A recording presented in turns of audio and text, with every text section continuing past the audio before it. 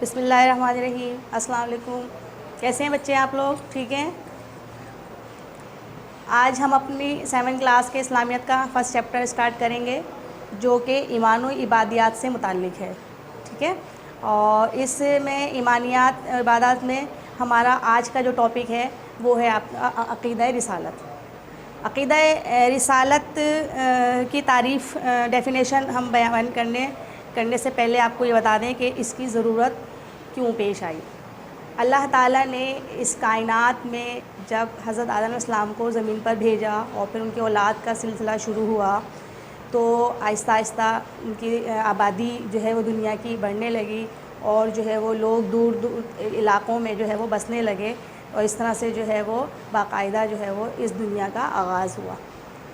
اب جیسے جیسے آبادی بڑھتی گئی اور لوگ دور دور تک بستے گئے، آباد ہوتے گئے، ویسے ویسے جو ہے وہ وقت گزرتا گیا۔ اس طرح سے جو ہے وہ حضرت آدم علیہ السلام کی الہی تعلیمات اور انبیاء جو بھی اللہ تعالیٰ نے ان کے ذریعے ہدایت بھیجی تھی، وہ آہستہ آہستہ بھولتے چلے۔ تو اس دنیا میں جب انسان کو بھیجا گیا تو انسان جو ہے وہ ہر انسان کو ہم نے جو ہے وہ ہر موقع پر اور ہر وقت جو ہے وہ ہدایت اور رہنمائی کی ضرورت رہتی ہے۔ اس کے لیے ضروری ہے کہ ایسے افراد ہوتے جو ہم مسلسل ہماری رہنمائی کرتے رہتے، ہمیں اچھائی اور برائی کا جو ہے وہ فرق بتاتے اور ہمیں زندگی گزارنے کے طور طریقے آداب بتاتے۔ اس ضرورت کے تحت جو ہے وہ رسالت کی ضرورت پیش آئی، اور اللہ تعالیٰ نے باقاعدہ جو ہے وہ رسالت کا سلسلہ شروع کیا۔ اب رسالت کی جب بات کرتے ہیں تو ہم یہاں کہہ سکتے ہیں باقاعدہ طور پر کہ انسانوں کی بنی نوع انسان کی بھلائی کے لیے، ان کی ہدایت کے لیے اور ان کی رہنمائی کے لیے اللہ تعالیٰ نے جو ہے وہ باقاعدہ اپنے خاص چنے ہوئے اور برگزیدہ بندوں کو بھیجنے کا جو نظام قائم کیا، جو سلسلہ شروع کیا، وہ رسالت کہلاتا ہے۔ اور وہ لوگ جو اس نظام کے تحت دنیا میں بھیجے گئے انسانوں کی بھلائی کے لیے، ان کو جو ہے وہ رسول یا نبی کہا جاتا ہے۔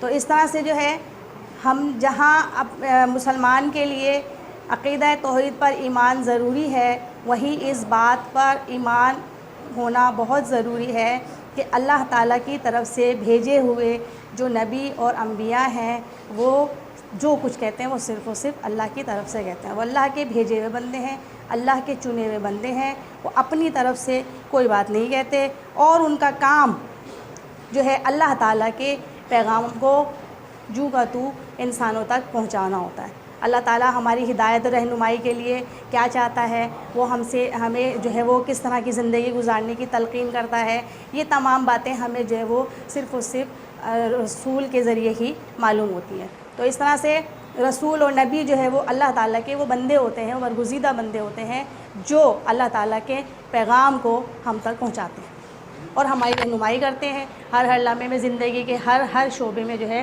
ہمیں رہنمائی ملتی ہے۔ اور یہ جو رسول ہوتے ہیں وہ اللہ تعالیٰ کی جو کتابیں ہوتی ہیں، جو اللہ تعالیٰ ان پر نازل فرماتا ہے، ان کی تشریح کرتے ہیں اور ہمیں اس کے تعلیمات کو سمجھاتے ہیں۔ تو اس طرح سے اللہ تعالیٰ کی معرفت حاصل کرنے کا جو ذریعہ ہے، واحد ذریعہ ہے، وہ رسالت ہے، کیونکہ رسول ہی وہ جو ہے لوگ ہوتے ہیں جن کے ذریعے جو ہے ہم اللہ تعالیٰ کو سمجھنے میں ہم سمجھ سکتے ہیں اور اللہ تعالیٰ کے پیغام کو سمجھ سکتے ہیں، اور اپنی زندگی کو اس کے بتائے ہوئے طریقے پر عمل کر کے بہترین طریقے سے جو ہے وہ گزار سکتے ہیں۔ ٹھیک ہے بچوں؟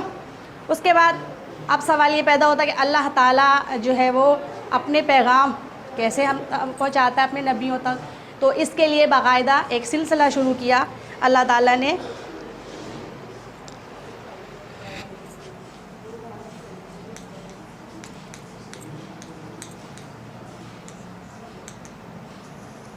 تو یہاں ہمیں سب سے پہلے پتہ چل گیا، رسالت کی ڈیفینیشن پتہ چل گئی، ٹھیک ہے؟ رسالت کیا ہوتی ہے؟ دوسرا پوائنٹ ہمارے پاس سمجھ میں آ گیا، رسول یا نبی کیا ہوتا ہے، کون ہوتا ہے؟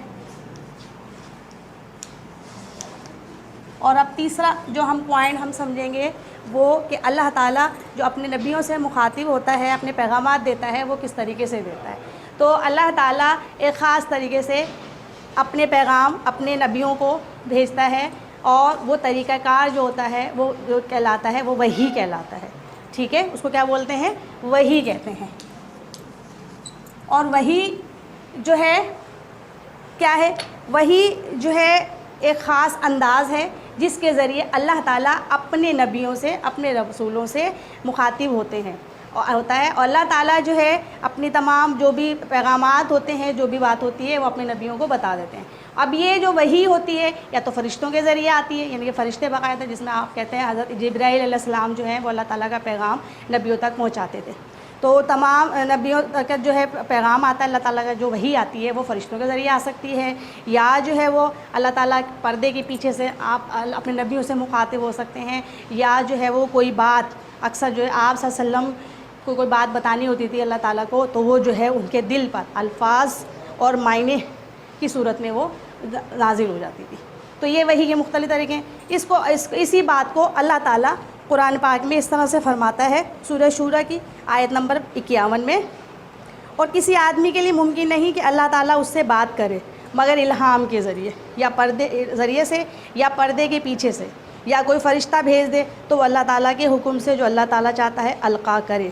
تو یہاں پر ایک نیا لفظ آ گیا ہمارے پاس، القا۔ مشکل الفاظ بھی دیکھ لیتے ہیں ہم لوگ۔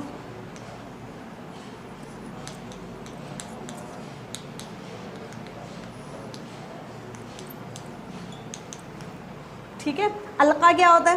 القا کا مطلب وہ بات اللہ تعالیٰ جو دل میں، آپ کسی نبی کے دل میں جو بات ڈال دے غیب سے خود بخود، اس کو آپ القا کہتے ہیں، ٹھیک ہے۔ اس کے علاوہ ہم نے اس سے پہلے ایک ورڈ پڑھا معرفت۔ معرفت کا مطلب کیا ہوتا ہے؟ آگاہی۔ اور تیسری بات وحی۔ وحی کیا ہوتا ہے؟ آپ کو بتایا ابھی میں نے کہ وحی جو ہے وہ طریقہ کار ہوتا ہے خاص، جس کے ذریعے اللہ تعالیٰ اپنے نبیوں سے، اپنے رسولوں سے مخاطب ہوتے ہیں، ٹھیک ہے بیٹا۔ اب جو ہے، تو اب آپ نے اس آیت کا ترجمہ سنا، تو اس آیت میں بھی یہی بات بتائی جا رہی ہے کہ ہر شخص جو ہے وہ اللہ تعالیٰ سے بات نہیں کر سکتا، اور نہ ہی اللہ تعالیٰ ہر شخص سے اس طرح سے بات کرتے ہیں، لیکن اپنے خاص بندوں یعنی نبیوں اور رسولوں سے آپ جو ہے وہ اپنے ان سے مخاطب ہوتے ہیں، اور ان کو جو پیغام دینا ہوتا ہے اللہ تعالیٰ اپنے اس طریقے سے اپنے بندوں تک پہنچا دیتے ہیں، یعنی نبیوں تک پہنچا دیتے ہیں۔ اور وہ طریقہ کار جیسے میں نے ابھی بتایا کہ الہام ہو جاتا ہے، ان کے دل پر کوئی بات واضح ہو جاتی ہے، ان کو ہو جاتا ہے، یا پھر جو ہے پردے کے پیچھے سے باقاعدہ مخاطب ہوتے ہیں، یا پھر فرشتوں کے ذریعے جو ہے وہ بات اللہ تعالیٰ اپنے ان کو نبیوں تک پہنچاتے ہیں، ٹھیک ہے۔ اس کے بعد ہم دوسری عقیدہ رسالت کی ڈیفینیشن آپ کو سمجھ میں آ گئی ہوگی یقیناً۔ عقیدہ رسالت کے بعد جو ہے اب ہم پڑھیں گے عقیدہ رسالت کے تقاضے۔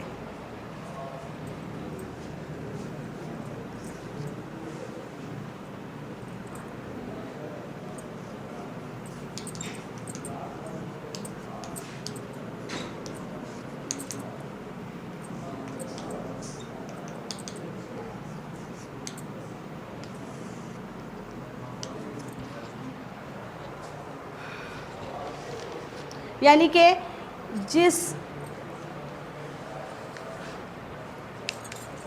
عقیدہ رسالت یعنی رسالت پر اگر آپ یقین رکھ رہے ہیں، عقیدہ رسالت پر یقین رکھنے کے لیے جن باتوں پر آپ کو یقین ہونا چاہیے، جن پر آپ کا عقیدہ ہونا چاہیے، ان باتوں میں سب سے پہلے جو آتی ہے وہ یہ کہ ہمیں انبیاء کی خصوصیات پر یقین ہونا چاہیے، یعنی کہ انبیاء جو ہے وہ کس قسم کے، ان کے اندر کیا کیا خصوصیات تھیں۔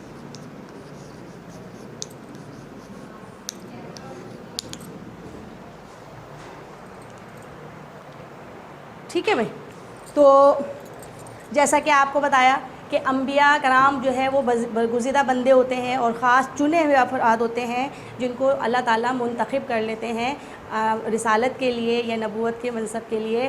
تو اس طرح جو ہے یہ وہ لوگ ہوتے ہیں جو صرف اور صرف اللہ تعالیٰ کے احکام کو ہی ہم تک پہنچاتے ہیں۔ تو اس حساب سے جو ہے لیکن اس بات کو اکثر لوگ یہ کہتے ہیں کہ جو رسول ہوتے ہیں وہ عام انسان نہیں تھے، لیکن ہمارا یہ بات ہمارا ایمان ہونا چاہیے اس بات پر کہ تمام انبیاء جو اس دنیا میں آئے جن کو اللہ تعالیٰ نے بھیجا وہ سب کے سب انسان تھے، نہ وہ فرشتوں میں سے تھے، نہ وہ جنوں میں سے تھے، ٹھیک ہے، اور نہ ہی جو ہے وہ کسی اور گروپ سے تھے۔ اور ان کا تعلق بھی جس طرح ہم لوگ اللہ تعالیٰ کی بندگی کرتے ہیں، ہمارا تعلق اللہ سے بندگی کا ہے، اسی طرح سے تمام انبیاء کا تعلق جو تھا اپنے اللہ تعالیٰ سے بندگی کا تھا. اللہ تعالیٰ کی بندگی کیا کرتے تھے تو وہ اللہ تعالیٰ کے پسندیدہ بندے تھے، اللہ تعالیٰ کے چنے ہوئے بندے تھے. لہٰذا وہ بھی ہماری طرح انسان ہی تھے، وہ کسی اور مخلوق سے نہیں تھے، نہ وہ کوئی جنوں میں سے تھے، نہ کوئی فرشتوں میں سے تھے. تو یہ ہمارا پختہ ایمان ہونا چاہیے کہ تمام انبیاء جو ہے وہ ہماری طرح انسان تھے. پھر دوسری بات یہ کہ رسالت کا جو منصب ہوتا ہے وہ آپ کی اپنی کوششوں سے نہیں ملتا. بالکل اسی طریقے سے یہ تمام جو انبیاء تھے، یہ منصب جو ملا انہیں، رسالت کا منصب ملا، وہ ان کی اپنی کوششوں سے نہیں ملا، بلکہ یہ اللہ تعالیٰ کی طرف سے ان پر ایک خاص مہربانی تھی، خاص کرم تھا، خاص فضل تھا کہ اللہ تعالیٰ نے جو ہے وہ ان لوگوں کو اپنے اس منصب کے لیے جو ہے وہ چنا. تو تمام جو انبیاء تھے وہ عام انسان ہیں، پہلے خصوصیات، اور انہیں جو رسالت کا منصب ملا اس میں ان کی محنت کوشش کا کوئی دخل نہیں تھا، بلکہ وہ سب کے سب اللہ تعالیٰ کی طرف سے ہی چنے گئے تھے، ان پر خاص اللہ کا فضل تھا. اس لیے کوئی بھی شخص، کوئی بھی انسان اپنی کوشش اور ارادے سے نبی یا رسول نہیں بنتا. ٹھیک ہے. تیسرا پوائنٹ جو ہے وہ یہ ہے کہ جتنے بھی انبیاء کرام ہوتے ہیں وہ سب کے سب معصوم اور گناہوں سے پاک ہوتے ہیں. ہمارا ایمان ہونا چاہیے کہ عام انسانوں سے ہٹ کر، کیونکہ اب چونکہ ان کو ایک خاص منصب کے لیے منتخب کر لیا گیا ہے، چن لیا گیا ہے، تو اس لیے اللہ تعالیٰ اپنے ان بندوں کو گناہوں سے بالکل پاک کر دیتے ہیں اور ان کی حفاظت فرماتے ہیں. کیونکہ اگر ایک انسان خود جو ہے وہ پاک ہوگا، گناہوں سے بچے گا، تو دوسرے لوگوں کو جب تلقین کرے گا تو دوسرے لوگ جو ہے وہ ان کی اس بات پر عمل کریں گے، اس بات کو یقین کے ساتھ ان پر جو ہے وہ سنیں گے اور اس پر عمل کرنے کی کوشش کریں گے، کیونکہ یہ جو بندہ سامنے ہمیں بتا رہا ہے جو بات، وہ خود اس پر عمل کر رہا ہے. تو تمام انبیاء کرام جو کہتے تھے وہ اس پر خود عمل بھی کرتے تھے، اور اسی لیے جو ہے وہ تمام انبیاء کرام جو ہے وہ گناہوں سے بالکل پاک تھے اور معصوم تھے. اللہ تعالیٰ نے اپنے تمام انبیاء کی جو ہے وہ حفاظت فرمائی کہ تمام گناہوں سے، تمام برائیوں سے. تو ہم دیکھتے ہیں کہ جتنے بھی انبیاء کرام آئے وہ سب کے سب جو ہیں وہ گناہوں سے بالکل پاک اور معصوم تھے. اب جب یہ تمام باتیں جو ہے وہ اللہ تعالیٰ نے اپنے انبیاء میں رکھی، تو اس لیے ہم پر یہ واجب ہے، فرض ہے کہ اللہ تعالیٰ نے جتنے انبیاء کرام بھیجے ہیں ہم ان سب کی اطاعت کریں، ان کے جو ہے بتائی ہوئی تعلیمات پر عمل کریں اور ان کے جو ہے وہ احکامات پر عمل کریں. کسی قسم کی ہم جو ہے وہ اس میں کسی قسم کی رکاوٹ ڈالنے کی کوشش نہ کریں، کیونکہ یہ تمام انبیاء کرام جو دنیا میں آئے وہ اللہ تعالیٰ کی طرف سے بھیجے گئے تھے، اور انہوں نے ہمیں جو تعلیم دی وہ بھی اللہ تعالیٰ کی طرف سے ہی انہوں نے ہم تک پہنچائی. ٹھیک ہے. اور اس کے بعد ان تمام انبیاء میں سب سے آخری جو نبی تھے ہمارے پیارے نبی حضرت محمد مصطفیٰ صلی اللہ علیہ وسلم، جو کہ اس دنیا میں آئے سب سے آخر میں، اور اس طرح سے انہیں جو ہے وہ خاتم النبیین ہونے کا اعزاز حاصل ہوا، شرف حاصل ہوا. اور اس طرح سے لہٰذا اب چونکہ ہم آخری امتی ہیں، یعنی کہ آپ صلی اللہ علیہ وسلم کی امت میں سے ہیں، حضرت محمد صلی اللہ علیہ وسلم کی امت میں سے، لہٰذا ہم پر جو ہے وہ آپ صلی اللہ علیہ وسلم کی پیروی لازم ہے. ہم پر واجب ہے کہ ہم جو ہے وہ آپ صلی اللہ علیہ وسلم کی تمام دی ہوئی تعلیمات پر عمل کریں، اور اس پر کسی قسم کی بھی کوئی کہنا چاہیے کہ ہم اس پر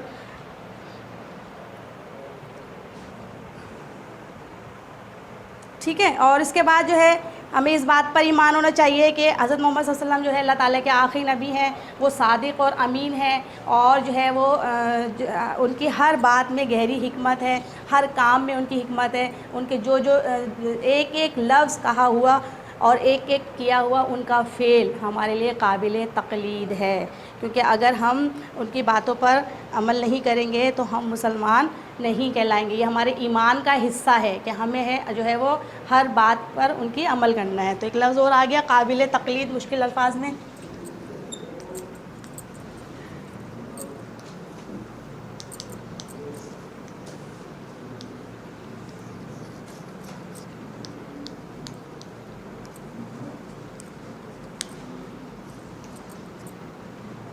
قابل تقلید کا کیا مطلب ہوتا ہے؟ یعنی کہ وہ تمام باتیں جس پر عمل کیا جائے، جس کی پیروی کی جائے، جس کا جو ہے وہ جیسے انہوں نے عمل کیا ہم بھی ویسے ہی اس پر عمل کریں، جو انہوں نے ہمیں تعلیمات دی. ٹھیک ہے. اس کو کہتے ہیں قابل تقلید. اس کے بعد دوسری جو عقیدہ رسالت کا جو دوسرا تقاضا ہے وہ ہے آپ کا اطاعت رسول.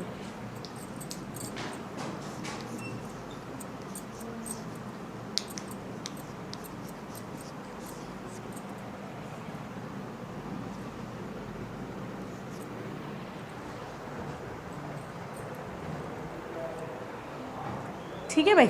اچھا جی بچوں، اب آپ کو پتہ چل گیا کہ اب جتنے بھی انبیاء ہوتے ہیں وہ سب کے سب جو ہے وہ اللہ تعالیٰ کے بھیجے ہوئے بندے ہوتے ہیں، ان کے چنے ہوئے بندے ہوتے ہیں. لہٰذا اور وہ جو بات بولتے ہیں وہ اپنی طرف سے کچھ نہیں بولتے، وہ ہمیں وہی تمام باتیں بتاتے ہیں جو ان کو اللہ تعالیٰ نے کہا ہوتا ہے. لہٰذا اب جب ہمیں پتہ چل گیا کہ وہ جو بات کہہ رہے ہیں وہ اللہ تعالیٰ کی طرف سے کہہ رہے ہیں، اپنی طرف سے کچھ نہیں کہہ رہے، تو اب ہم پر یہ واجب ہے کہ ہم ان کی اطاعت کریں. یا نبی اور رسول کی اطاعت اور فرما برداری جو ہے وہ ہم پر واجب ہے. یہ عقیدہ رسالت کا تقاضا ہے کہ اگر ہم عقیدہ رسالت پر یقین رکھتے ہیں، ہم اس بات پر یقین رکھتے ہیں کہ نبی اور رسول اللہ کی طرف سے بھیجے گئے ہیں، اور تو اس وجہ سے ہم جو ہے ان پر اب یقین، ہمارا فرض ہے کہ ہم ان کی ہر بات پر عمل کریں، ان کی پیروی کریں.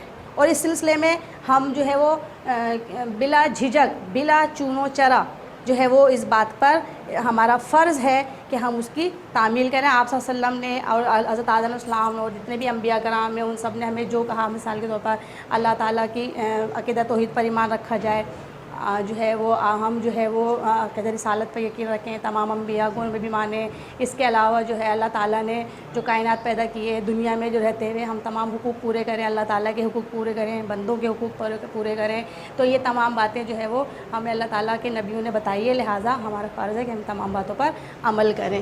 زندگی گزارنے کے جو طریقے بتائے ہیں انہوں نے، وہ ہم ان پر عمل کرتے ہوئے اپنی زندگی گزاریں.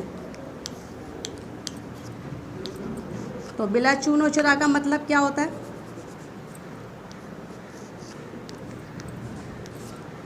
بلا جھجک، بغیر کسی جھجک کے، بغیر سوچے سمجھے، بس، کیونکہ سوچنے کی بات ہی نہیں ہے. اللہ تعالیٰ کا حکم ہے، نبی نے ہمیں بتایا ہے، تو یہاں اب سوچنے سمجھنے کی کوئی گنجائش باقی نہیں رہ جاتی. اس طرح کے عمل کو جس میں آپ بغیر سوچے سمجھے اور بس فوراً عمل کر لیتے ہیں، یہ کہلاتی ہے بلا چون و چرا. ٹھیک ہے.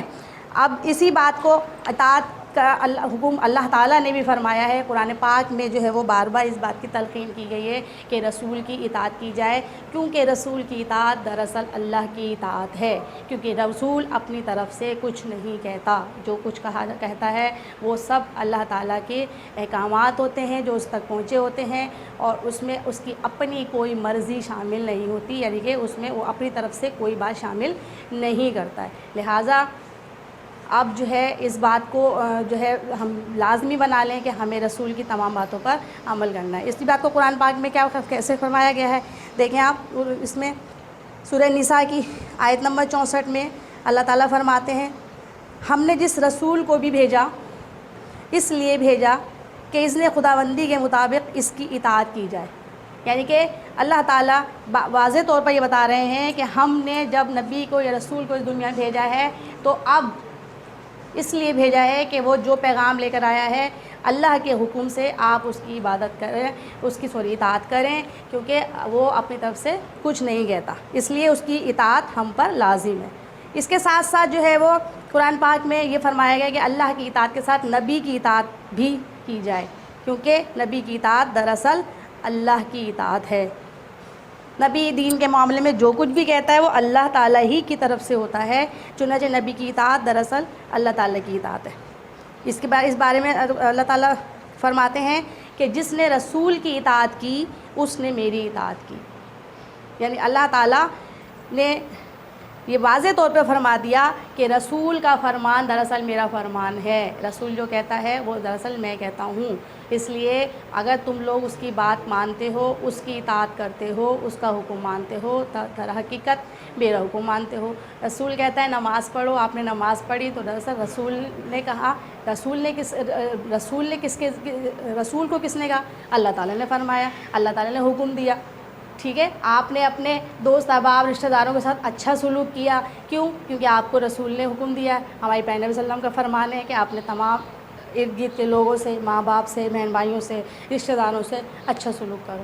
تو یہ اللہ کا دراصل اللہ کا حکم ہے. ہمیں نبی کا حکم، ہم نے نبی کی اطاعت کی تو دراصل ہم نے اللہ کے حکم کو بھی فالو کر لیا، ہم نے اس پر بھی عمل کر لیا. تو اس طرح سے ہم کیا کرتے ہیں؟ جب رسول کی اطاعت کرتے ہیں تو دراصل اللہ کی ہی اطاعت کر رہے ہوتے ہیں.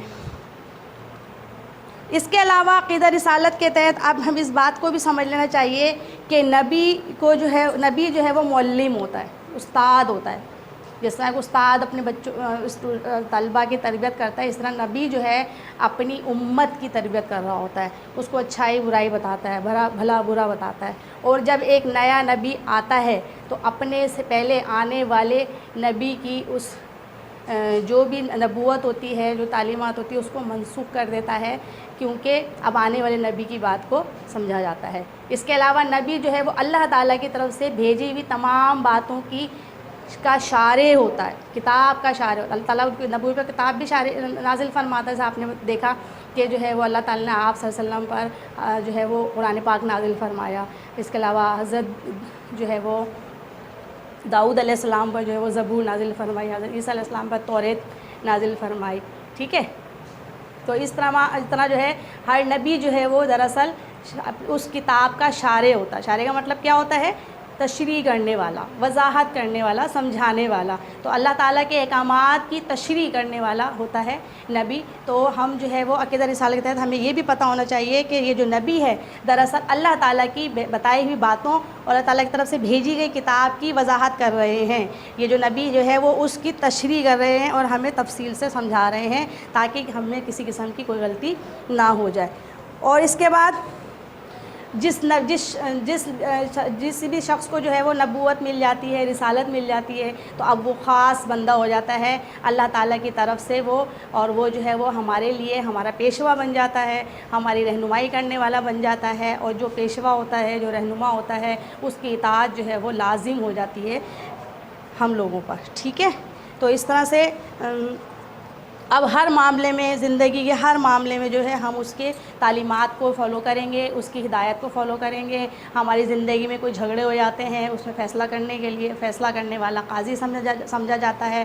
اس کے علاوہ جو ہے ہماری زندگی کوئی معاملات ہیں، کوئی مسائل ہیں، ہم ان تمام باتوں میں کہاں دیکھیں گے؟ صرف اپنے نبی کی طرف دیکھیں گے کہ اس نے اس معاملے میں کیا ارشاد فرمایا. تو اس طرح سے جو ہے ہماری زندگی کے ایک ایک معاملے کو سمجھانے والا نبی جو ہے وہ بتاتا ہے ہمیں کہ کس طرح سے اس کو سمجھانا ہے. تو جو ہے اس طرح سے اللہ تعالیٰ کی طرف سے بھیجا ہوا جو نبی ہوتا ہے وہ ہماری زندگی کے ہر معاملے کے جو ہے وہ معاملے میں رہنمائی فرماتا ہے. ٹھیک ہے بیٹا؟ اچھا جی، اب جو ہے آپ کی کلاس ورک کا ٹائم ہوتا ہے. آج اب اپنی کتاب نکالیں اور جو ہے اب میں نے ابھی آپ کو جتنا سمجھایا ہے، جتنا پڑھایا ہے، اس سلسلے میں آپ جو ہے وہ اس پہ کام کریں گے. ٹھیک ہے، پہلا کوشچن کیا ہوگا؟ پہلا کوشچن جو ہے آپ خالی جگہ نکالیں گے. ٹھیک ہے،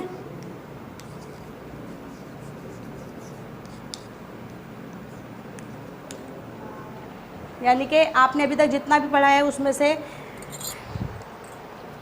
4 آپ خالی جگہ نکالیں گے. خالی جگہ کیا ہوتی ہیں؟ پہلے میں آپ کو یہ بتا دیتی ہوں کہ خالی جگہ کیا ہوتی ہے. خالی جگہ جو ہے وہ سوال کی ایک قسم ہوتی ہے، اور اس میں جو ہے ہم ایک جملے میں جو کوئی خاص بات جو ہمیں پوچھنی ہوتی ہے اس کو ہم بلینک کی صورت میں، خالی جگہ کی صورت میں اس کو چھوڑ دیتے ہیں. اس خالی جگہ میں ایک ہی جواب آتا ہے، اور اس جواب کا تعلق آپ کے چیپٹر سے نہیں ہوتا، بلکہ وہ جنرل بات پوچھی جاتی ہے، اور چیپٹر سے ہٹ کر بھی اگر کبھی وہ بات پوچھی جائے گی تو اس کا جواب وہی ہوتا ہے. ٹھیک ہے، مثال کے طور پر ہم آپ کو بتاتے ہیں.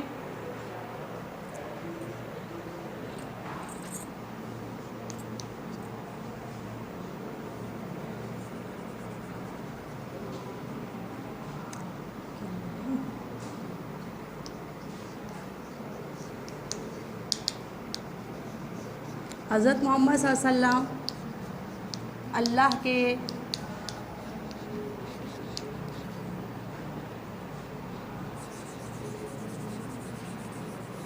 ڈیش نبی ہیں.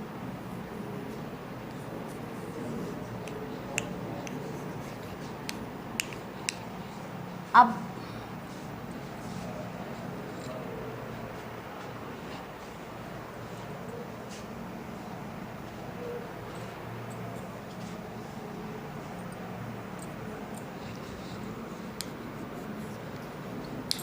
ٹھیک ہے، ڈیش اللہ کے آخری نبی ہیں. اب ہمیں معلوم ہے کہ اس میں اللہ کے آخری نبی کون ہیں؟ حضرت محمد مصطفیٰ صلی اللہ علیہ وسلم. تو اس میں کسی قسم کی سوچنے کی گنجائش نہیں ہے. آپ کبھی بھی آپ سے یہ سوال پوچھا جائے گا تو آپ جو ہے وہ بلا جھجک جو ہے اس کے اندر کیا لکھ دیں گے؟ حضرت محمد صلی اللہ علیہ وسلم. ٹھیک ہے، اس کا ایک اتھینٹک جواب ہے. لیکن دوسری چیز کیا ہے، ایم سی کیوز ہوتی ہے. ایم سی کیوز بھی خالی جگہ کی ہی ایک قسم ہوتی ہے، لیکن اس کے اندر اس کے لیے جو ہے آپ کو جو ہے وہ آپ کو 3 سے 4 جوابات دیے جاتے ہیں، اور سوری 3 سے 4 جوابات دیے جاتے ہیں، اور اس میں سے آپ کو ایسا لگتا ہے کہ سارے ہی صحیح ہیں، یہ سارے ہی صحیح ہیں. تو ایسی صورت میں آپ کو اپنی بک کے حساب سے، آپ کی بک میں وہ کیسا جملہ دیا ہوا ہے اس کے حساب سے جو ہے وہ اس کو صحیح آپ نے سمجھنا ہوتا ہے.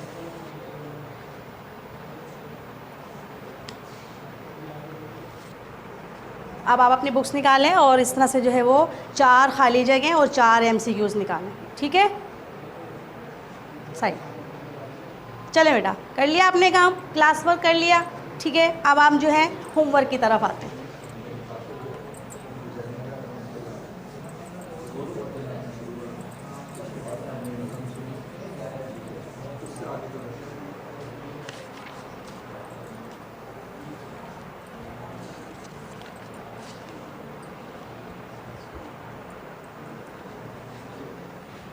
اپنے بک کے پیج نمبر 9 پر آئیے، اور اس میں جو ہے مشق میں سب سے پہلا سوال دیکھیے بیٹا، عقیدہ رسالت سے کیا مراد ہے. پہلا سوال، عقیدہ رسالت سے کیا مراد ہے. یہ کوشچن آپ نے کرنا ہے، اس کا آنسر لکھنا ہے. ٹھیک ہے، میں لکھ دیتی ہوں آپ کو یہاں پر.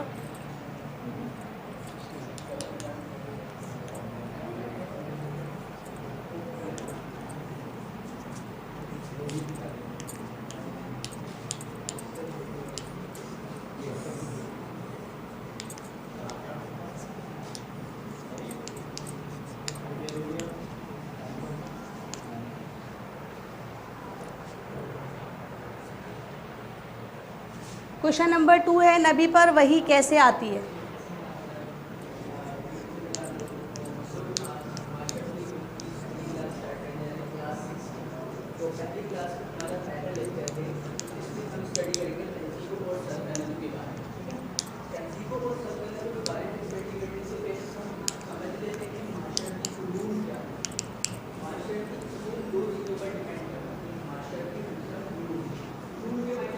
ٹھیک ہے، تیسرا کوشچن آپ دیکھیں، آپ کی بک میں نہیں ہے لیکن میں آپ کو بتا رہی ہوں کہ اس میں تیسرا کوشچن وحی سے کیا مراد ہے. میں نے ابھی بتایا تھا آپ کو کہ اللہ تعالیٰ جو خاص طریقے سے اپنے بندوں سے، رسولوں سے مخاطب ہوتے ہیں، وہ طریقہ کیا کہلاتا ہے، وحی کہلاتا ہے. تو وحی کسے کہتے ہیں.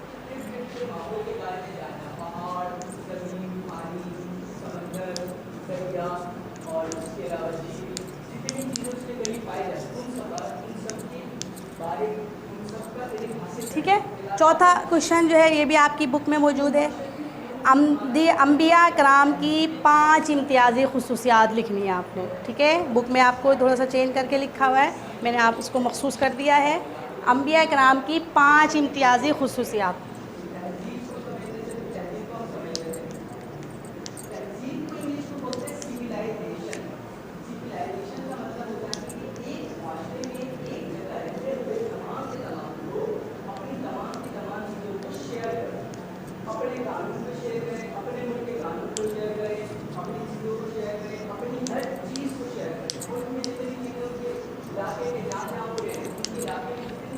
ٹھیک ہے بیٹا، اور یہ اس طرح سے آپ کا جو ہے وہ ہم نے ہاف چیپٹر کمپلیٹ کر لیا. آج کا ایک لیکچر کمپلیٹ ہو گیا ہے فرسٹ چیپٹر کا. اب جو ہے اس کا جو بقیہ حصہ ہے وہ ہم نیکسٹ چیپٹر میں لیکچر میں انشاء اللہ تعالیٰ کور کر لیں گے. تو آپ جو ہے اپنا یہ ہوم ورک کر لیجیے گا. انشاء اللہ نیکسٹ کلاس میں ہم دوبارہ حاضر ہوں گے. اللہ حافظ.